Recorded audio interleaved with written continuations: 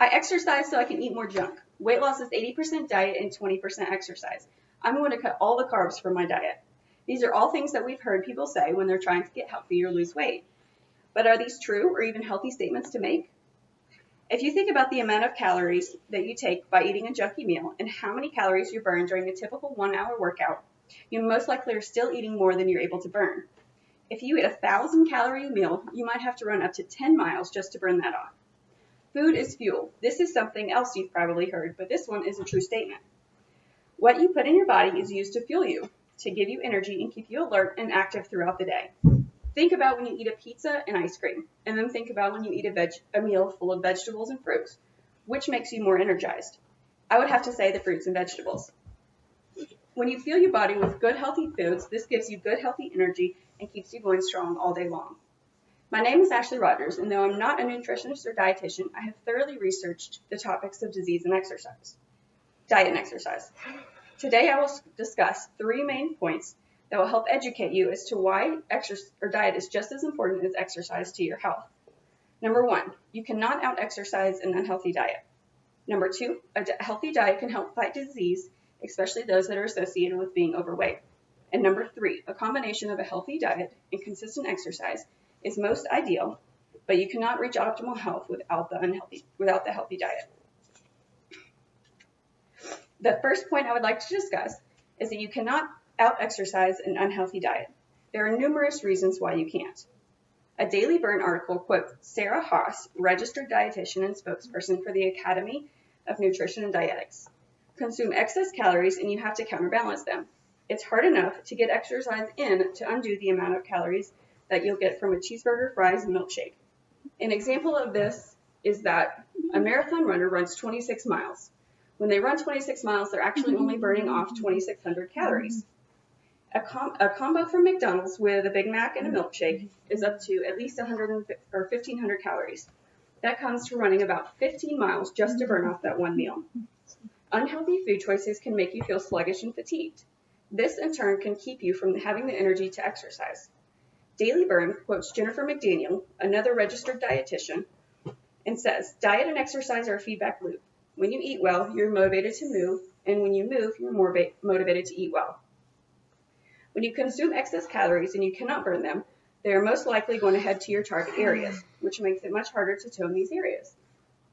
According to a study published in the Journal of Strength and Conditioning Research, ab exercises alone are not enough to decrease your belly fat and body fat percentage as well. Now that we know no matter how much you exercise, you won't be able to make up for an unhealthy diet, it's important to know what a healthy diet will do for you. Hippocrates once stated, "Let the food be thy medicine and thy medicine be thy food." Around the year 400 BC, he advised people to prevent and treat diseases first and foremost by eating a nutrient-dense diet. Nutrient deficiencies and toxicity from a poor diet are linked to nearly all modern health conditions. An anti-inflammatory diet is an example of this. Inflammation is at the root of all disease. Dr. Josh Axe, a certified doctor of natural medicine and clinical nutritionist, gives us a list of the most anti-inflammatory foods. Some of these are green leafy vegetables, blueberries, pineapple, beets, celery, broccoli, and bone broth, just to name a few. These are all foods that can be used to decrease inflammation. Diabetes and heart disease are 2 diseases that are highly influenced by diet. A poor diet can lead to one being overweight, which in turn can lead to diabetes and heart problems. Heart disease is currently the #1 killer in the U.S. If you maintain a diet that is high in bad fats, you can also lead to high cholesterol.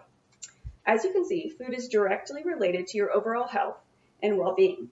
Exercise is essential as well. A combination of regular exercise and a healthy diet is most ideal, but you certainly cannot reach optimal health without a healthy diet. The healthiest foods are foods that are grown and not processed. Avoid foods that are considered empty calories. According to the USDA, Americans consume most empty calories most often in bacon, cakes, cookies, donuts, ice cream, energy drinks, sugar drinks, and sodas. When you are trying to find healthy options, think to yourself, what is this food going to do to my body? Is it going to help or hinder? An article in the Healthline newsletter explains that a healthy diet is one that is concentrated on foods with minimal amounts of sugar and unnecessary fats, but are high in vitamins, minerals, and nutrients. A balanced diet is important because your organs and tissue need proper nutrition in order to work effectively.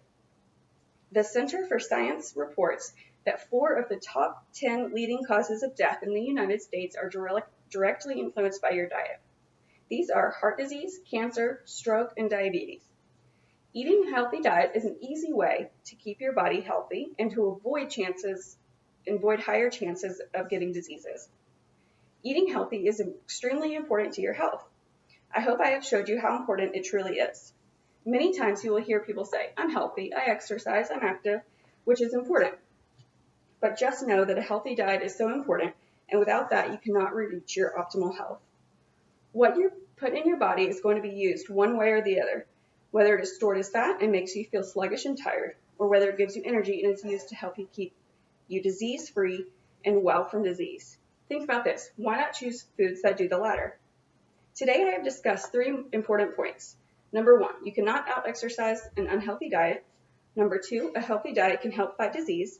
And number 3, a combination of healthy diet and exercise is most ideal, but you certainly can't reach optimal health without a healthy diet. I hope I have helped show you why this healthy diet is just as important as your exercise. Remember, you don't have to eat less, you just have to eat right. And as Ralph Waldo Emerson said, the first health is wealth. The first wealth is health. Thank you. Are there any questions? Do you know what's in bone broth that makes it good for you? Collagen. And when you eat bone broth, the collagen goes to the places that need the most, which inflammation is caused by lack of collagen. The 80-20 percentage, is that true? Not necessarily. So 80% diet, 20% exercise. I don't know necessarily if those 2 numbers are 100% true, but diet is very important as well as exercise. More important than exercise. Because you can exercise and eat an unhealthy diet and still look the same, feel the same, or you can eat a healthy diet and exercise minimally and you'll still feel better with the healthy foods. You talked about bad fats, so what are good fats? An example of good fat would be like nuts, peanut butter, avocado, stuff like that. Okay. They include fat, but they're healthy fats. So if I have a healthy diet, do I have to exercise? You don't have to, but exercise is beneficial and it also helps keep you disease-free. It helps your heart pump better, it keeps it healthier, and it also makes you stronger, which helps prevent like bone deterioration, osteoporosis, stuff like that.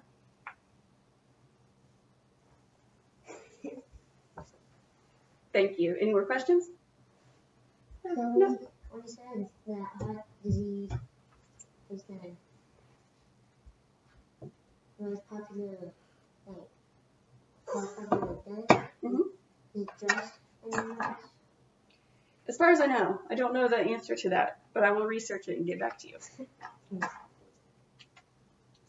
Thank you. Thank you.